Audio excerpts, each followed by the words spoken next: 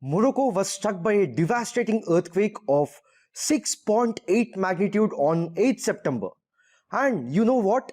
This was the strongest in over a century. The epicenter was located in the Atlas Mountains region. This quake, which was relatively shallow, resulted in widespread destruction and loss of life. Over 2,000 people were reported dead and more than 30,000 individuals in Marrakesh and surrounding areas were affected. You might be wondering, what are all these terms magnitude, shallow earthquake? Let me tell you, there's a lot more to it. But don't you worry, I'll make you understand all we need to know about the earthquake phenomenon. So, first of all, what is an earthquake? See, an earthquake in simple terms is just shaking of the earth. Know that it is a natural event. It is caused due to the release of energy which generates waves that travel in all directions. Then, why do you think the earth shakes? The release of energy occurs along a fault. A fault is a sharp break in the crustal rocks. See, the rocks along a fault tend to move in opposite directions. As the overlying strata presses them, it is the friction that locks them together. However, their tendency to move apart at some point of the time overcomes that friction. As a result, the blocks get deformed and eventually they slide past one another abruptly.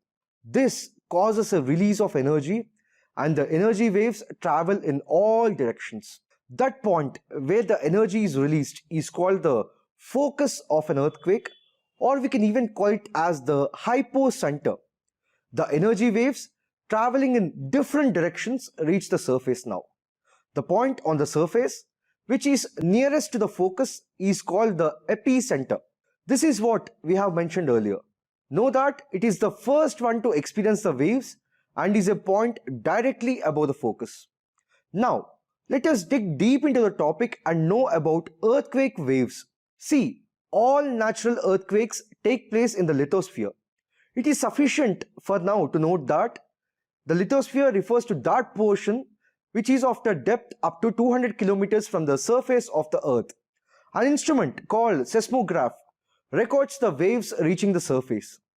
Note that the curve shows three distinct sections, each representing different types of wave patterns. Now, what are these?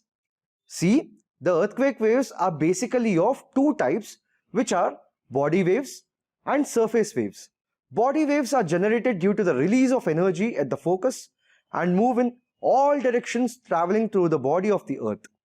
That's how they got that name. These body waves then interact with the surface rocks and generate new set of waves called surface waves. These waves move along the surface and the velocity of the waves changes as they travel through different materials with different densities. The denser the material, the higher is the velocity. Their direction also changes as they reflect or refract when coming across materials with different densities. Now, there are two types of body waves, which are P waves and S waves. P waves move faster and are first to arrive at the surface. These are also called primary waves. The P waves are similar to the sound waves, which means they travel through gaseous, liquid, and solid materials. S waves arrive at the surface with some time lag. These are also called secondary waves. An important fact which you need to know about the S waves is that they can travel through solid materials only. This characteristic of S waves is quite important because this has helped scientists to understand the structure of the interior of the earth. What does the reflection and refraction do? Reflection causes the waves to rebound, whereas refraction makes waves move in different directions. The variations in the direction of the waves are inferred with the help of their record on the device seismograph. The surface waves are the last to report on the seismograph. These waves are more destructive. They cause displacement of rocks and hence collapse of structures occurs. Now, how do these earthquake waves propagate? See, different types of earthquake waves travel in different manners. As they propagate, they cause vibration in the body of the rocks through which they pass. P waves vibrate parallel to the direction of the wave. This exerts pressure on the material in the direction of propagation. As a result, it creates density differences in the material, leading to stretching and squeezing of the material. Other three waves vibrate perpendicular to the direction of propagation. The direction of vibrations of S waves is perpendicular to the wave direction in vertical plane. Hence, they create troughs and crests in the material through which they pass. Surface waves are considered to be the most damaging waves. Now, let us discuss a small concept called emergence of shadow zone.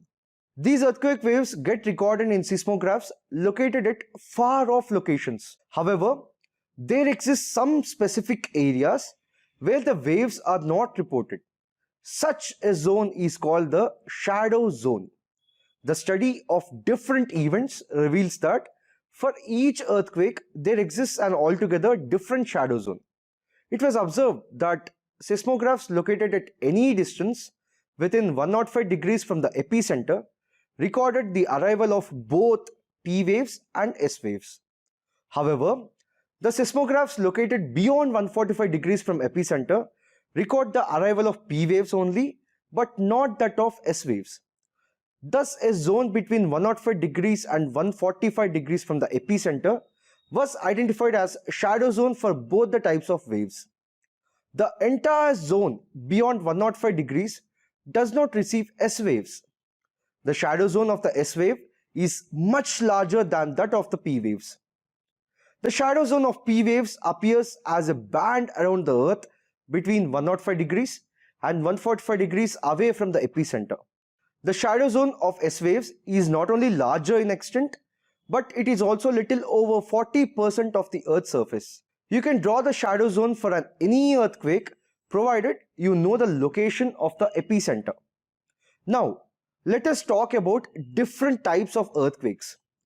See, the most common ones are tectonic earthquakes. These are generated due to sliding of rocks along a fault plane. But a special class of tectonic earthquake is sometimes recognized as volcanic earthquake. However, these are confined to the areas where you have active volcanoes. Next, in the areas of intense mining activity, sometimes the roofs of the underground mines collapse, causing minor tremors. These are called collapse earthquakes. You all need to know that the ground shaking may also occur due to explosion of chemical or nuclear devices. Such tremors are called explosion earthquakes.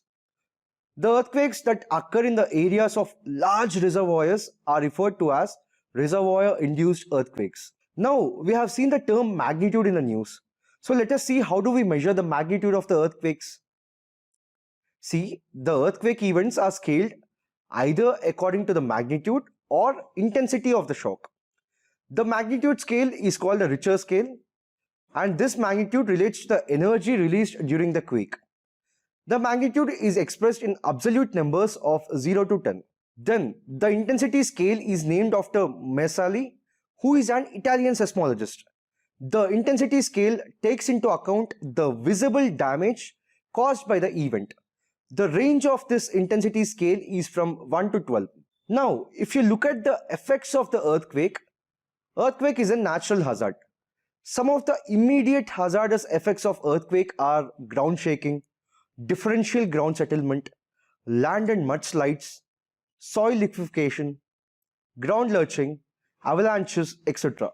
These listed above have some bearings upon landforms. There are other effects like ground displacement, floods from dam and levee failures, fires, structural collapse, falling objects, tsunami, etc. These may be considered the effects causing immediate concern to the life and also properties of the people in the region. The effect of tsunami would occur only if the epicenter of the tremor is below oceanic waters and the magnitude is sufficiently high. Tsunamis are nothing but the waves generated by the tremors and not an earthquake in itself. Though the actual quake activity lasts for a few seconds, its effects are devastating provided the magnitude of the quake is more than 5 on the Richter scale. Now, as we had talked earlier that earthquake is a natural hazard, if a tremor of high magnitude takes place, it can cause heavy damage to the life and property of people. However, not all parts of the globe necessarily experience major shocks. Note that the quakes of high magnitude means on the Richter scale, the rating should be 8 plus, are quite rare. They occur once in 1 or 2 years, whereas those of tiny types occur almost every minute. Now, where are the earthquakes more common? See, the foci of the earthquake in the areas of mid-oceanic ridges are at shallow depths, whereas along the alpine Himalayan belt as well as the rim of the Pacific, the earthquakes are deep-seated ones.